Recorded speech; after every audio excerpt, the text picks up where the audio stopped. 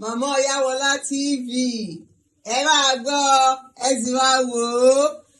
Gbogbo ẹ̀yin ọmọ Yorùbá nílé lóko lájò àti lẹ́yìn odi, mo kí yín pé ẹ káàárọ̀, ẹ kú ìyálẹ̀ta, ẹ káàsán, ẹ kú ìrọ̀lẹ́, ẹ sì káalẹ́. Ṣé àlàáfíà gbogbo yín wà? Ìyáàfin Ọ̀yáwọlá lèmi ń jẹ́. Ètò tí mo sì máa gbé wá fún yín ni mo porúkọ rẹ̀ ní Màmá Ọ̀yáwọlá Agbáṣàga.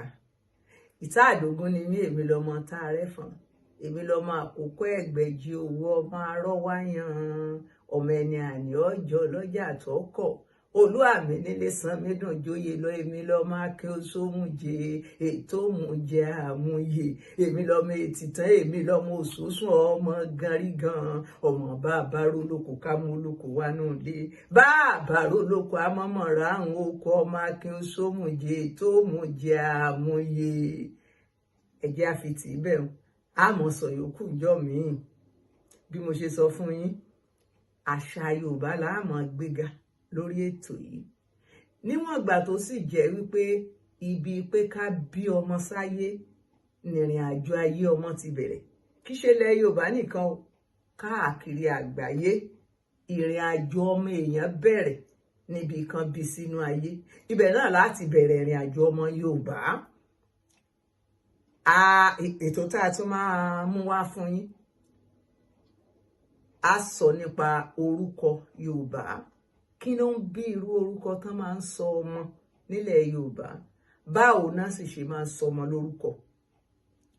Ìyẹn lákọ̀ọ́kọ́ gbé yẹ̀wò.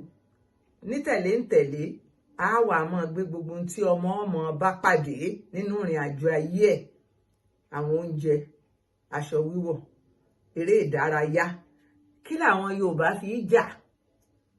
Àwọn òòṣà tá à ń bọ, gbogbo nǹkan tó jẹ mọ́ àṣà Yorùbá la máa gbé yẹ̀wò. Mo wá bẹ̀ yín, mo rọ̀ yín, ẹ tì mí lẹ́yìn. Ṣé bí ẹ̀yin lẹni igba ọ̀kẹ́ ní fọ́ ti lé, ẹni gba láàmú ní fọ́ tògiri, ẹ tì mí lẹ́yìn èjìká ló ń bẹ lẹ́yìn ọrùn tí òjá sọ ó jábọ́ o. Bẹ́ẹ̀ bá jẹ́ àjọṣe ló lè ṣeé ṣe. Ẹ má ṣe mí ní rédíò asọ̀rọ̀mọ́gbèsì, ẹ má kọ́mẹ́ǹtì, ẹ má ṣíà, ẹ má láìkì, ẹ jẹ́ ó délé, ẹ jẹ́ ó dóko, ẹ jẹ́ ó dé gbogbo àgbáyé. Kájọ gbàṣà wa lárugẹ, ká fi àṣà wa hàn gbogbo àgbáyé. Ẹ jẹ́ wọn mọ bá a ti jẹ́, ẹ jẹ́ wọn mọ bá a ti máa ṣe. Ètò tá a tún mú wá lẹ́yìn eléyìí, ètò bí mo ṣe sọ fún yín, ètò ìsọmọ lórúkọ. Kí ni bí ó kọ? Báwo la ṣe sọmọ lórúkọ? Ẹ kú ojú lọ́nà.